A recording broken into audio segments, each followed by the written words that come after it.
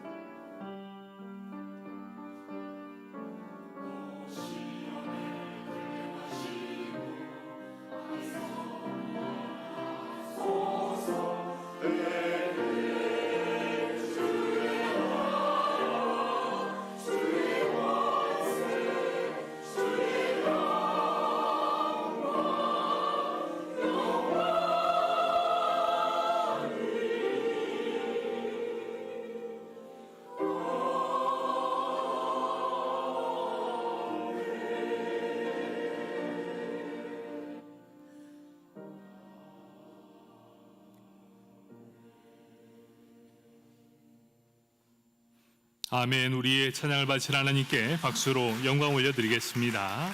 감사합니다. 우리 함께 빌립보서 4장 5절 어려움을 이길 예방약이라는 제목을 가지고 함께 은혜를 나누도록 하겠습니다. 우리 옆사람 바라보면서 이렇게 인사합시다. 환절기에 건강 조심하십시오.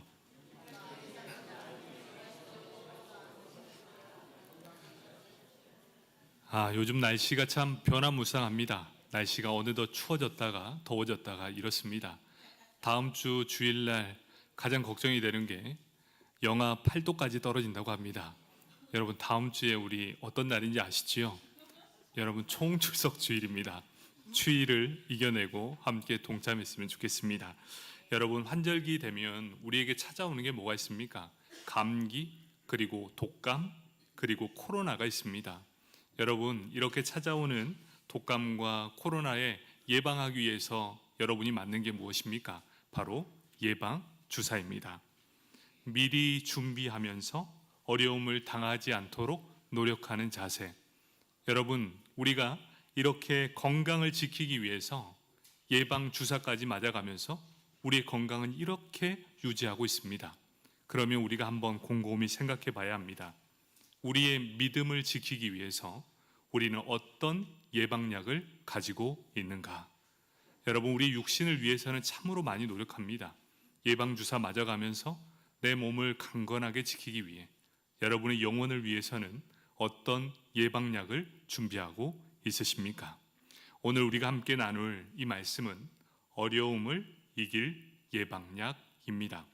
우리 계속해서 살펴보는 이 빌립보서, 우리가 4장까지 왔다가 우리가 성찬, 성례주일, 그리고 다른 주일 때문에 좀 건너뛰었다가 다시 이제 본문으로 다시 돌아오게 되었습니다.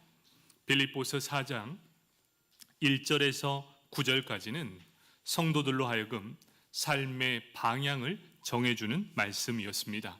이 말씀이 무엇이었습니까? 주 안에서 굳게 서라. 기억나십니까? 바로 우리가 주 안에 바로 서는 것, 그것이 성도들의 삶의 우선순위의 방향을 정해 주는 것이었습니다. 왜 이렇게 바울은 이런 말씀을 했을까요? 왜 이렇게 명령을 내렸을까요? 그 이유는 믿음의 사람들로 하여금 믿음 안에 굳게 서지 못하도록 수많은 공격이 있었기 때문입니다. 사랑하는 성도 여러분, 예수 그리스도를 믿는 자에게 필연적으로 따라오는 것이 있습니다. 그것이 무엇입니까? 신앙을 공격받는다는 것입니다. 그것은 누구나 다름이 아니라 예수를 믿는 사람에게 너무나 당연하게 따라오는 신앙의 공격이라는 것이지요. 그 대표적인 게 무엇입니까? 첫 번째는 시험이요, 두 번째는 환난이요, 세 번째는 유혹이라는 것입니다. 우리는 이것을 어려움이라고 합니다. 고난이라고도 하고 어려움이라고 합니다. 예수 믿는 사람들에게는 당연히 찾아오는 것, 이 세 가지, 바로 어려움이라는 것이지요. 야고보서에서 이렇게 고백합니다. 1장 2절에서 우리가 여러 가지 시험을 당한다라고 분명하게 말씀해 주고 있다는 것이지요.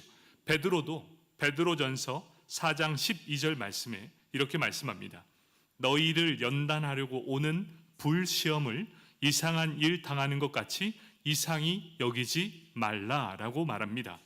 믿음의 사람에게 이렇게 당연한 시험들 전혀 어렵게 생각하지 말고 당연한 것으로 받아들여라, 이렇게 말씀하고 있지요. 그럼에도 불구하고 우리는 어떻습니까? 당연한 시험과 어려움이 우리에게 올 때 우리의 마음은 요동치게 됩니다. 결국 마음이 요동치니 우리의 믿음이 흔들리게 된다는 것이지요. 사랑하는 성도 여러분, 욥기를 다 한 번쯤 읽어보셨습니까? 여러분 욥기 읽어보셨나요? 한 3분의 1만. 혹시 욥기 다 읽어보셨죠? 욥기를 읽으면서 여러분 어떤 생각이 드십니까? 저는 이런 생각을 해봤습니다. 만약 내가 욥이었다면, 내가 과연 욥이었다면 나는 어떻게 했을까?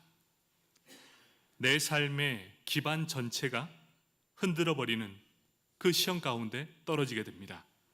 자신이 지금까지 일궈왔던 모든 것들이 한순간에 다 무너져 내리게 되었죠. 재산도, 자녀도, 그리고 자신에게 있는 육신까지도 모든 것들이 다 무너져 내려 버렸다는 것이지요. 여러분, 만약 그런 상황 속에 여러분이 있다면 여러분은 어떻게 하시겠습니까? 내가 전적으로 신뢰하고 의지했던 모든 것들이 한순간 사라지게 되었다면, 그와 같은 큰 시험을 당할 때 나는 과연 욥처럼 반응할 수 있을까? 저는 이런 생각을 합니다. 하나님을 저주하고 죽어버려라 라는 그 아내의 이 말처럼 오히려 저의 모습은 욥이 아니라 그의 아내의 모습이 내 안에 있다는 것을 그대로 알게 된다는 것이지요. 여러분은 그 욥이 당하는 고난 속에서도, 그 끔찍한 상황 속에서도 결코 흔들리지 않았던 믿음을 지켰던 욥, 얼마나 많은 예방전 그리고 처방전을 맞았기에 이런 시험 안에서도 흔들리지 않았을까? 참으로 귀한 욥입니다. 주 안에서 굳게 서는 것 결코 쉬운 일이 아니라는 거겠죠. 우리에게 찾아오는 것 때로는 정말 별것 아닌 것입니다. 어찌 보면 정말 사소한 것 하나일지 모릅니다. 그런데 이런 정말 사소한 것 하나가 우리의 신앙을 송두리째 흔들어 버린다는 사실, 이걸 꼭 기억해야 한다는 것이죠. 어떤 성도가 지나가다가 무심코 던진 한마디에 신앙이 흔들립니다. 그리고 믿음이 요동치기 시작합니다. 집에서 남편의 한마디, 집에서 아내의 한마디, 또 부모님의 한마디, 자녀가 무심코 던진 그 한마디 말에 상처를 받게 된다는 것입니다. 그런데 이것이 과연 밖에만의 일일까요? 교회 안을 한번 딱 보십시다. 교회 안에 딱 들어와서 내가 뭔가를 한번 잘 해보려고 하면 의견이 부딪히는 사람이 있게 된다는 것, 그것 때문에 어려움을 겪게 됩니다. 직장에서도 빛과 소금의 역할을 감당하고자 다짐했습니다. 그래, 한번 내가 빛과 소금으로 한번 살아봐야지, 이렇게 작정하는 날이면 그날따라 유난히 나의 결심을 공격하는 이들이 넘쳐나게 된다는 것. 또 오늘은 참 은혜를 많이 받았습니다. 말씀을 읽고 은혜를 받아 하나님 앞에 순종하겠습니다 라고 고백하는 순간 사탄이 나를 더욱더 공격하는 것과 너무나 똑같습니다. 이런 일들이 우리 삶에 비일비재하다는 것이지요. 그런 시련과 유혹 속에서 어떻게 우리는 신앙을 지킬 수 있는가? 사도 바울은 오늘 말씀을 통해 그 말씀에 대한 답을 허락해 주고 있습니다. 첫 번째 우리가 살펴보았던 것 기억하십니까? 주 안에서 같은 마음을 품으라. 곧 겸손이었습니다. 그것이 첫 번째였어요. 두 번째는 무엇입니까? 주 안에서 항상 기뻐하라. 주 안에서 항상 기뻐하는 것을 선택하라. 이 명령이었습니다. 그리고 오늘 세 번째입니다. 너희 관용을 모든 사람에게 알게 하라. 주 안에 서라 라는 이 말씀을 통해 빌립보 성도들에게 어려움과 환난 중에서도 굳게 설 수 있는 치료제와 예방약을 허락해 준다는 것이죠. 오늘은 그 세 번째 명령, 관용을 모든 사람에게 알게 하라입니다. 사람은 누구나가 다 자기 중심적으로 생각하고 행동하게 되는 것이죠. 저도 마찬가지입니다. 여러분도 마찬가지겠죠. 우리는 다 각자의 생각대로 각자의 중심만을 생각하고 그 행동으로 살아가게 되는 것이 바로 우리라는 것이죠. 왜냐? 우리는 이기적인 마음이 누구에게나 다 있기 때문입니다. 저도 이기적인 마음이 있고 여러분도 이기적인 마음이 다 있다는 것이죠. 그래서 결국 자기 생각대로 자기 중심대로 생각하고 행동한다는 것입니다. 그런데 한번 곰곰이 생각해 보십시오. 나 중심적인 가치관을 교회에 그대로 가지고 들어온다면 교회가 어떻게 되겠습니까? 누구나가 다 자기의 생각만 가지고 그대로 들어온다면, 그대로 행동한다면 교회는 어떻게 되겠습니까? 교회 안에는 많은 문제가 일어날 수밖에 없다는 것이겠죠. 교회가 한 마음이 되지 못합니다. 그러니 사탄이 틈을 노리고 온 교회를 흔들어 제낄 것입니다. 그렇게 된다면 어떻게 될까요? 성도들은 안정감을 찾지 못하게 됩니다. 그리고 안정감을 찾지 못해 방황하게 된다는 것이죠. 뿌리를 깊이 내리지 못하고 흔들어 버린다는 것이죠. 교회는 불안감에 사로잡힐 것이고 성도들은 억울함에 처하게 될 것이고 분노가 가득하게 될 것입니다. 그리고 서로 시기하며 질투합니다. 그리고 자신의 자리를 지키기 위해 안간힘을 쓰기 시작할 것입니다. 누가 가장 즐거워할까요? 교회를 흔들어 제끼니 사탄은 그 자리에서 깨춤을 추게 될 것입니다. 그렇게 되면 교회는 무너지게 된다는 사실이지. 사도 바울은 그것을 정확하게 알게 되었어요. 그래서 빌립보 교회 성도들을 향해 이렇게 명령합니다. 너희 관용을 모든 사람에게 알게 하라. 이렇게 명령합니다. 자, 그러면 우리가 첫 번째 살펴봐야 될 것은 관용입니다. 관용이란 무엇인가? 관용이란 잘못을 너그럽게 받아들이거나 용서함, 아량, 포용을 의미하고 있습니다. 그런데 우리가 딱 받아들어도 관용이 무엇인가 라고 했을 때 떠오르는 한 단어가 없습니다. 그 이유가 있어요. 이 헬라어 원어 자체도 그 의미가 너무나 커서 학자들 또한도 이 의미는 한 단어로 번역할 수 없다. 한 단어로 요약할 수 있는 것이 불가능하다. 그것이 바로 관용이라는 의미입니다. 그래서 이 원어가 가지고 있는 의미를 살펴보면 크게 세 가지로 보여줄 수 있습니다. 첫 번째는 도리에 맞음, 적당함이라는 의미를 가지고 있습니다. 이 말이 어떤 의미입니까? 어떤 권리를 더 많이 주장하거나 자기의 이익을 위해 사용하지 않는 것, 그것이 바로 첫 번째 관용의 의미입니다. 두 번째는 누군가의 잘못을 했을 때 너그럽게 받아주는 것, 너그러움, 온화함의 의미를 가지고 있다는 것이죠. 세 번째는 선의, 관대함, 관용과 아량, 자비, 포용의 의미가 있는데 어떤 부조리함이나 치욕과 오해를 당할 때 미움 없이 그대로 받아들일 수 있는 인내를 의미한다라는 의미를 포함하고 있습니다. 참 어렵지요. 이 관용이란 단어도 이렇게 많은 수많은 표현이 있습니다. 그렇다면 한번 정리해 보겠습니다. 관용은 자신의 권리를 내세워 부당하거나 까다롭게 굴지 않는 것, 또한 그렇게 하는 사람에 대항하여 싸우는 것이 아니라 너그럽게 이해하며 인내하고 용서하는 것, 이것을 말한다. 이렇게 말합니다. 어찌 보면 온유와 참 비슷한 맥락을 가지고 있습니다. 여러분은 온유하다라는 의미를 어떻게 이해하고 있습니까?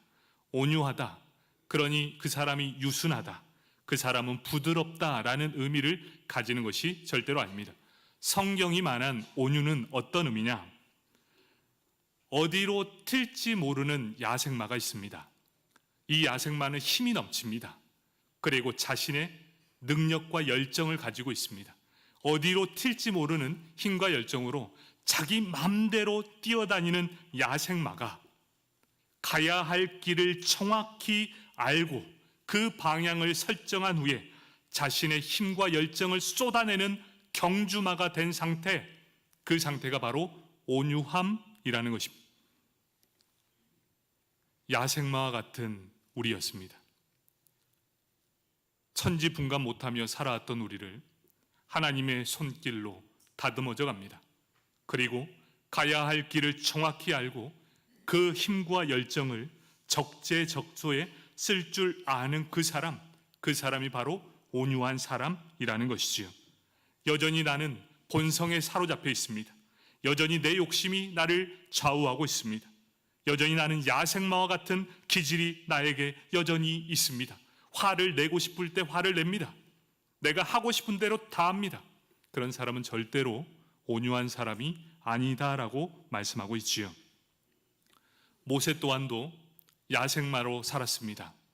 자기 뜻대로 살았습니다. 사람도 쳐서 죽였습니다. 자신의 힘으로 다 할 수 있었습니다. 그때 하나님은 이 야생마와 같은 모세를 40년 동안 광야에 처박혀 두십니다. 그리고 그를 길들이기 시작합니다. 그 강인함이 잘 길들여진 경주마가 되게 되었다는 것이지요.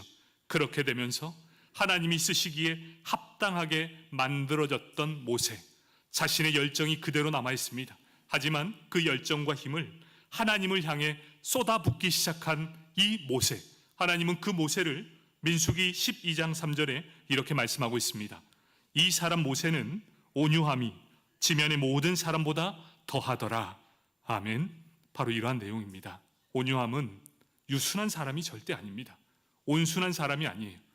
나는 할 수 있지만 내 힘과 능력을 하나님 앞에 쏟아 붓겠습니다 라는 이 열정의 사람이 바로 온유라는 것이지요.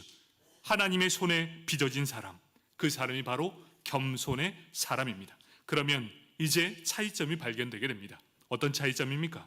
겸손은 하나님의 시각에서 자신을 바라보는 것, 곧 나의 권리를 취할 것으로 여기지 않는 하나님과의 관계가 바로 겸손입니다.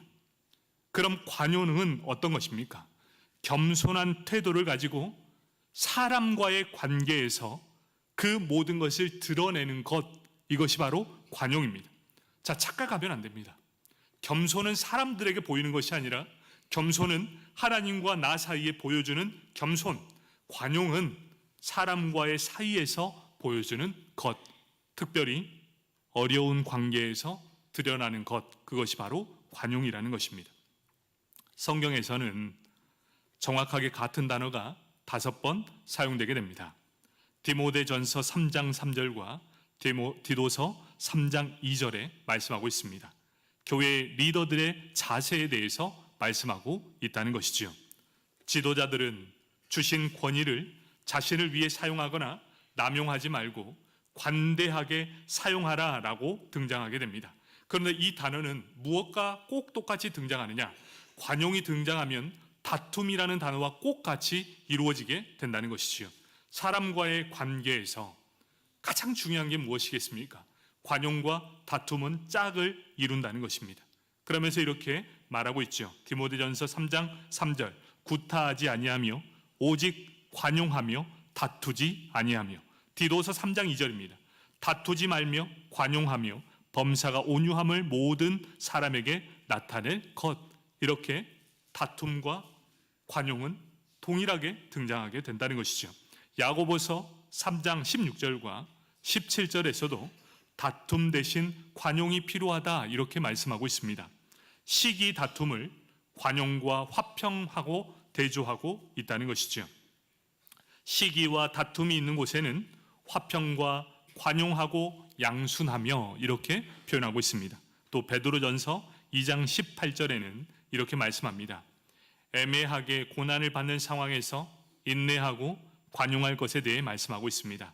사환들아, 범사에 두려워함으로 주인들에게 순종하되 선하고 관용하는 자에게만 아니라 또한 까다로운 자에게도 그리 하라 이렇게 말씀하고 있습니다.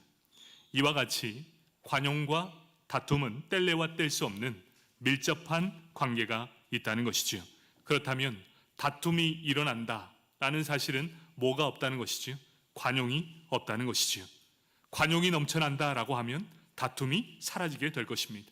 우리 가운데 다툼이 넘쳐난다라고 하면 우리 안에 관용이 없다라는 것이지요. 왜 그럴까요? 왜 도대체 다툼이 일어납니까? 다툼이 일어나는 이유, 나의 이익을 위해 싸우기 시작하면 사람과 사람 사이의 관계에 싸움이 일어날 수밖에 없기 때문입니다. 왜 그렇습니까? 저도 그렇지만 여러분들도 다 자신의 이익을 추구하는 죄인들이기 때문입니다. 나에게 이익이 되면 움직입니다. 그리고 내게 이익이 될 때 싸우게 되는 것이지요. 바로 결국 우리는 이 모든 자신들만이 가지고 있는 유익을 위해 살아가는 자들이기 때문에 반드시 싸울 수밖에 없다. 그러나 관용이 있다면 그런 다툼을 막을 수 있다라고 말씀해 주고 있습니다. 그러면 두 번째로 관용의 대상은 누구입니까? 여러분, 관용을 행해야 하는 사람이 어디까지입니까? 바로 모든 사람이라고 분명하게 말씀하고 있습니다. 여러분, 관용은 누가 봐도 착한 사람, 누가 봐도 나에게 잘해주는 사람, 그 사람에게 나타내기는 참으로 쉽습니다. 그런데 성경 말씀은 우리에게 이렇게 도전을 줍니다.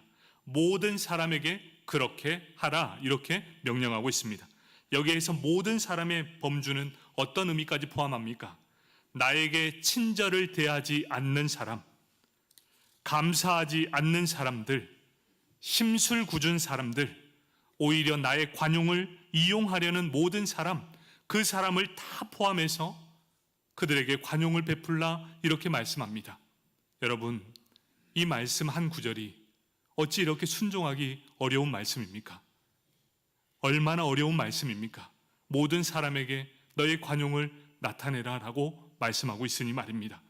저도 나에게 잘해주는 사람에게 잘해줄 수 있습니다. 그런데 성경은 우리에게 어떻게 도전을 줍니까? 너의 감사를 이용하는 사람들조차, 그리고 자신의 권리를 남용하는 사람들조차 나의 권리를 주장하지 않고 그를 용서하고 용납하라 이렇게 말씀하고 있다는 것이지요. 너희 관용을 모든 사람에게 베풀라. 바로 그것이 우리 믿음의 사람들에게 주는 도전의 말씀이자 명령이라는 것입니다. 그러면서 세 번째 이렇게 말씀합니다. 그것을 알게 하라. 사도 바울은 한 발짝 더 나아갑니다. 그것을 알게 하라라고 명령하고 있습니다. 여기서 알게 하라 이 말씀은 확실히 드러내다라는 의미를 가지고 있습니다. 여러분, 우리가 관용을 베푸는 것을 모든 사람이 확실히 알게 해라라는 것을 의미하고 있다는 것이죠. 네가 그 사람을 정말 사랑하느냐? 정말 너를 이용하고 배반하는 그 사람들조차도 너는 그를 용납하고 관용할 수 있느냐? 그렇다면 모든 사람이 알도록 확실히 드러내라라고 명령하고 있다는 사실입니다. 여러분, 마태복음 5장에 보면 예수님께서 산상수훈을 말씀해 주십니다. 그러면서 우리에게 콕 집어서 이렇게 명령합니다. 너희는 세상의 빛과 소금이라 말한 후에 등불 비유를 말씀해 주고 있습니다. 마태복음 5장 16절 말씀입니다. 사람이 등불을 켜서 말 아래에 두지 아니하고 등경 위에 두나니 이러므로 집안 모든 사람에게 빛이 느니라. 여기에서 말이라는 것은 어떤 의미냐면 곡식을 닮은 이 부피를 재는 그릇입니다. 그것을 말입니다. 그래서 등불을 딱 켜면 그릇으로 덮어두는 사람이 한 사람도 없다라는 것이죠. 이 등불을 그 빛이 두루두루 비추도록 모든 사람이 보일 수 있도록 높은 곳에 비치게 해야 한다라고 말씀하고 있다는 것이지요. 그렇다면 이 의미가 무엇입니까? 너희가 관용을 베풀 때 모든 사람이 확실히 알 수 있도록 그것을 증명해라 라고 명령하고 있습니다. 그러면서 마태복음 5장 16절은 이렇게 마치고 있습니다. 이같이 너희 빛이 사람 앞에 비치게 하여 그들로 너희 착한 행실을 보고 하늘에 계신 너희 아버지께 영광을 돌리게 하라, 이렇게 말씀하고 있습니다. 여러분, 여러분의 행실을 통해 예수 믿는 사람이 어찌 저렇게 참고 견딜 수 있습니까? 도대체 저 힘이 무엇입니까? 도대체 어떻게 하면 저렇게 온유함을 온 세계에 전파할 수 있습니까? 어떻게 하면 저렇게 참고 견딜 수 있습니까? 여러분, 그리스도인들에게 가장 먼저 있어야 할 것은 바로 인내입니다. 그리고 견뎌내는 것입니다. 막연히 견뎌내라는 것이 아닙니다. 여러분의 그 견딤을 통해 하나님의 영광이 드러나게 된다는 것, 모든 사람에게 확실히 알게 하라, 이렇게 명령하고 있습니다. 오늘 본문도 마찬가지입니다. 예수 그리스도를 믿는 사람이 세상을 향한 빛과 같이 너희의 관용의 태도를 확실히 보이라 라고 말씀하고 있다는 것이지요. 저는 참으로 아이러니한 일이 많습니다. 그것이 무엇인 줄 아십니까? 믿음 없는 사람 중에 예수 믿는 사람보다 더 착한 사람이 많다라는 것. 여러분은 어떻게 생각하십니까? 예수 믿는 사람보다, 아니 오히려 믿음 있는 사람보다 훨씬 더 인간적인 사람, 그 사람이 더욱더 많다는 것이죠. 부당한 대우를 받으면서도 묵묵히 참고 견디는 사람들이 있다는 것이고, 힘이 있으면서도 그것을 자신의 이익을 위해 사용하지 않는 사람들이 있다는 것이지요. 우리 믿음의 사람들보다 의리도 좋고 더욱더 끈기 있는 믿음을 보여주고 예수 믿는 사람보다 위로도 더 잘해줍니다. 오직했으면 청년들 중에 여자 청년들은 사람이 너무 좋아서 그런데 예수 믿는 사람 중에는 남자가 없습니다. 도무지 어떻게 하면 좋겠습니까? 라는 말들이 비일비재합니다. 교회 안에서도 그래요. 남자들이 믿음이 없답니다. 믿음이 없을 뿐만 아니라 세상 사람들보다 더 베품이 없답니다. 여러분, 이게 현실이라면 믿으시겠습니까? 과연 여러분은 이곳에서 예배를 드리고 있는 우리 성도들의 마음이 그 사람보다 전혀 꿀리지 않는다라고 담대히 말할 수 있는 분이 여기 계십니까? 저에게도 묻는다면 감히 훨씬 더 낫습니다라고 얘기할 수 없을 만큼 부끄러운 삶을 살아가고 있다는 것이지요. 하지만 우리에게 소망이 있는 이유가 있습니다. 그들은 우리와 다른 점이 있습니다. 그들은 그렇게 하는 이유는 자신의 이름과 영광을 위해 그렇게 한다는 것입니다. 하지만 우리 믿음의 사람들은 그 사람들과 다름을 인정해야 한다는 것이죠. 무엇이 다릅니까? 베드로전서 2장 19절과 20절 말씀입니다. 부당하게 고난을 받아도 하나님을 생각함으로 슬픔을 참으면 이는 아름다우나 죄가 있어 매를 맞고 참으면 무슨 칭찬이 있으리요. 그러나 선을 행함으로 고난을 받고 참으면 이는 하나님 앞에 아름다우니라. 아멘. 믿음이 없는 자와 믿음이 있는 자의 차이점은 바로 우리의 모든 행함이 하나님의 영광을 위함이기 때문입니다. 바로 이것 때문에 참고 견뎌내는 것, 바로 그것이 믿음의 사람들과 세상 사람들과 다른 이유라는 것이지요. 믿음의 사람이 참고 견디는 이유, 하나님과 하나님 나라를 위해 나의 관용을 드러내는 것, 그것이 바로 우리의 믿음이라는 것입니다. 관용의 의미가 무엇입니까? 나의 권리를 내세우지 않는 것, 다른 사람을 용납하고 인내하며 받아들이는 것, 이렇게 할 때 한 가지 더 추가되어야 합니다. 하나님을 위하여, 하나님의 영광을 위하여, 이렇게 말씀을 해야 한다는 것이지요. 하나님과 하나님 나라의 영광을 위해, 복음과 예수 그리스도를 위해 나의 권리를 내세우지 않는다. 이것이 바로 관용입니다. 여러분, 이 관용을 가장 잘 표현하는 의미가 무엇인 줄 아십니까? 한번 저도 곰곰이 생각해 보았습니다. 도대체 관용이 어떤 의미일까? 도대체 어떻게 해야 가장 쉽게 받아들일 수 있을까? 그러면서 번뜩 한 가지 생각이 들었습니다. 어떤 생각이었냐면 이렇습니다. 어떤 공동체가 있습니다. 다툼과 시기와 질투가 넘쳐나는 공동체가 있습니다. 그런데 그곳에 하나님의 사람, 관용이 있는 사람이 딱 들어가니 그 모든 다툼과 시기와 질투와 분쟁이 사라지는 사람. 그런데 반대가 있습니다.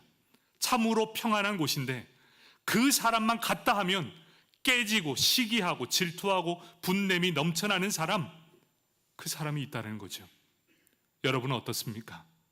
여러분이 들어가면 어떠한 문제가 있든지 그 사람으로 인해 한마음 한뜻 되고 그 마음 안에 시기와 분냄과 질투가 사라지며 온전히 하나님께 영광을 돌리는 공동체가 되는가? 아니면 내가 들어갔더니 언제든 싸움 따게 되어서 모든 일이 다 깨트리고 부서지고 무너뜨리고 있는가? 여러분, 관용을 판단하는 하나의 잣대입니다. 여러분이 어떤 공동체에 들어갔을 때 그 공동체가 하나 되는가? 아니면 내가 딱 들어갔더니 분열되고 시기하고 질투하고 있는가? 여러분, 이것이 관용을 판단하는 나의 잣대가 되어야 합니다. 저는 우리 성도님을 축복합니다. 여러분이 가는 그 공동체마다 하나됨의 축복이 넘쳐나길 축복합니다. 아멘. 내가 어디에 속해 있든지 그곳에는 아무 문제가 일어나지 않으며 오히려 나를 통해 예수의 향기가 퍼져나는 그 귀한 명령, 바로 이것이 관용을 모든 사람이 알게 하라라는 명령이라는 것입니다. 사람이 부당하다고 생각할 때 가장 먼저 드는 게 뭔지 아십니까? 생각이 자기 안으로 모여들기 시작합니다. 그러면서 이렇게 이야기하죠. 왜 나한테만 이런 일이 일어났냐? 그는 나를 뭘로 보고 그런 일이 일어났을까? 생각하며 마음으로부터 올라오는 분노가 일기 시작합니다. 그러면서 자신의 권리를 위해 싸우기 시작합니다. 여러분, 우리 한 가지 기억합시다. 우리의 권리는 우리의 것이 아니라는 사실. 우리의 권리는 어떻게 되었습니까? 우리의 권리는 이미 십자가에 못 박혀 죽었다는 사실입니다. 여러분이 무슨 권리가 있습니까? 예수를 주로 모신다면 우리는 종입니다. 종이 무슨 권리가 있습니까? 어떠한 권리가 있습니까? 우리는 아무런 권리가 없는 사람들이어야 된다는 것이죠. 이제 우리가 해야 될 것이 무엇입니까? 내 기준으로 생각하는 것을 내려놔야 된답니다. 그렇다면 어떻게 해야 되느냐? 이렇게 하면 손해가 있는가? 이렇게 하면 이익이 되는가가 중요하지 않습니다. 우리의 믿음의 사람들에게 중요한 것이 있습니다. 이 일을 하는 것이 하나님의 영광이 되는가, 그렇지 않는가가 중요하다는 것이지요. 옳고 그름보다 더 중요한 게 무엇인지 아십니까? 내가 이 일을 하는 것이 하나님의 영광이 되는가, 하나님의 영광이 되지 않는가, 그렇게 생각하니 참고 견딜 수 있다는 것이지요. 내가 의견을 낼 수 있습니다. 그런데 하나됨을 깨트리기 위해 참습니다. 왜 참습니까? 하나님의 영광을 위해 참게 된다는 것입니다. 말씀을 정리하도록 하겠습니다. 바울은 관용에 대해서 이렇게 고백하고 있습니다. 고린도후서 6장 3절에서 10절까지 말씀입니다. 여러분 집에서 꼭 이 말씀을 한번 읽어보셨으면 좋겠습니다. 제가 고린도후서 6장 3절에서 10절까지의 말씀을 읽도록 하겠습니다.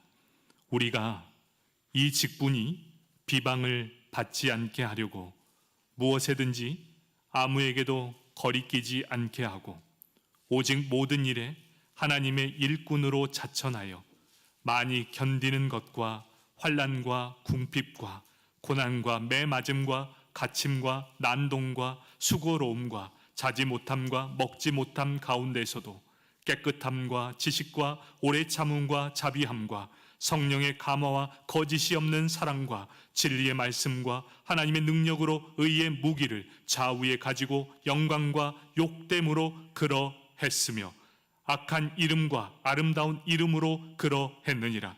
우리는 속이는 자 같으나 참되고 무명한 자 같으나 유명한 자요 죽은 자 같으나 보라 우리가 살아있고 징계를 받은 자 같으나 죽임을 당하지 아니하고 근심하는 자 같으나 항상 기뻐하고 가난한 자 같으나 많은 사람을 부요하게 하고 아무것도 없는 자 같으나 모두 다 가진 자로다. 아멘. 믿음의 사람들에게는 어려움이 찾아올 수밖에 없습니다. 그런데 이 어려움을 이겨낼 수 있는 예방약이 있습니다. 그 예방약이 바로 관용입니다. 너희 관용을 모든 사람에게 알게 하라. 주께서 가까우시니라. 우리는 모든 사람들에게 자는 자 같고 죽은 자 같고 징계를 받는 것 같고 근심하는 자 같고 가난한 자 같고 아무것도 없는 자 같고 우리는 사람들에게 그렇게 보일지 모르지만 우리는 주 안에서 반드시 승리하게 될 줄 믿으시길 바랍니다. 왜냐? 주 안에서 하나님께서 우리에게 모든 것을 갚아 주실 것이고 우리는 주 안에서 모든 것을 가진 행복한 사람이기 때문입니다. 우리 기억합시다. 우리의 관용을 모든 사람에게 알게 함으로 주께 영광 돌리며 우리의 영광을 통해 많은 사람들이 주께로 돌아올 수 있는 우리 모두가 되길 축복합니다. 아멘. 기도하겠습니다.